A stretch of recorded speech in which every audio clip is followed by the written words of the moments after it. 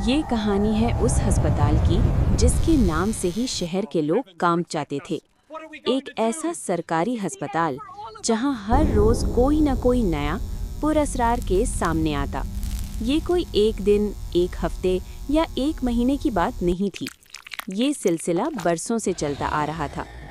कोई समझ न सका कि आखिर ये सब हो क्यों रहा है और कौन है जो अंधेरे में छुपकर इंसानी जिस्मों से खेल रहा है। शुरू में ये केस पुलिस के पास था। पुलिस ने समझा कि ये भी एक आम कत्ल का मामला होगा, मगर वो गलत थे। जब तीसरा और फिर चौथा वाकया पेश आया, तब जज के हाथ कांपने लगे। हर लाश का हाल एक जैसा था, खून में लथपथ जिस्म, सीना चाक, दिल और गुर्दे गायब, और मुर्दा खाने में फैली वो बदबू जो सांस लेना तक मुश्किल बना देती थी। पुलिस ने अस्पताल के हर मुलाजिम से तफ्तीश की, चौकीदार, नर्सें, वार्ड बॉयज, मगर सब की बात एक जैसी थी। हमने कभी उस चीज़ को देखा नहीं, बस रात के सन्नाटे में कुछ अजीब आवाज़ें सुनी हैं। चीखने जैसी आवाज़ें, पंजों के फर्श पर रगड़ने की आवाज़ और किसी नामालूम चीज़ की भारी गहरी सांसें। जब हालात मुकम्मल तौर पर काबू से बाहर हो तो पुलिस ने हथियार डाल दिए। ये केस सौंप दिया गया शहर के मशहूर डिटेक्टिव शरीफ के हवाले। शरीफ जानता था कि ये केस आम नहीं है, इसीलिए वो अपनी 4 रुकनी टीम के साथ रात गुजारने अस्पताल पहुंचा। पहली रात के 2 बजे तक कुछ भी नहीं हुआ।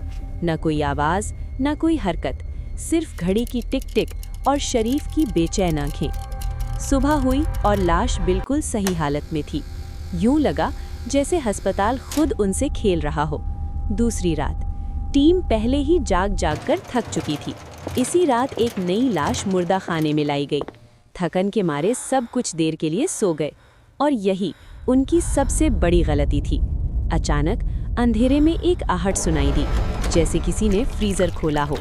लाश के करीब कुछ हरकत हुई, गोश्त चीरने की हल्की आवाज़ और फिर खामोशी। इसी दौरान टीम का एक मेंबर पेशाब के लिए उठा। जैसे ही वो मुर्दा खाने के दरवाजे के पास पहुंचा, अचानक उसकी नज़र अंदर के मंजर पर पड़ी। उसके मुंह से चीख भी ना निकल सकी।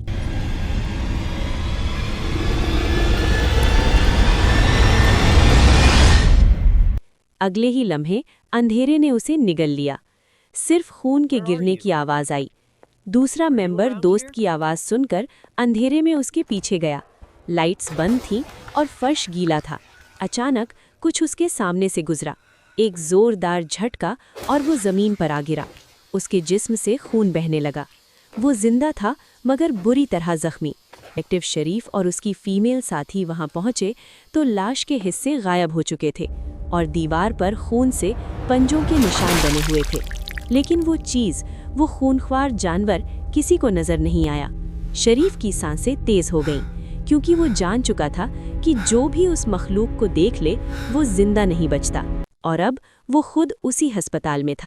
और शरीफ को उस लम्हे एहसास हुआ कि पहली रात की खामोशी सिर्फ एक धोखा थी, क्योंकि खूनख्वार जानवर अब जाग चुका था। लेकिन ये कहानी यहाँ ख़त्म नहीं होती। उस रात अस्पताल की दीवारों ने मज़ीद खून देखा था।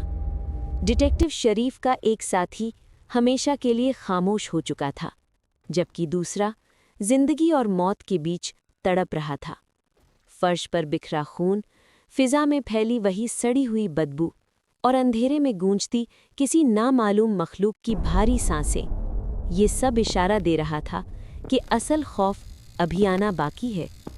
ये कहानी यहाँ ख़त्म नहीं होती, ये तो सिर्फ आगाज़ था।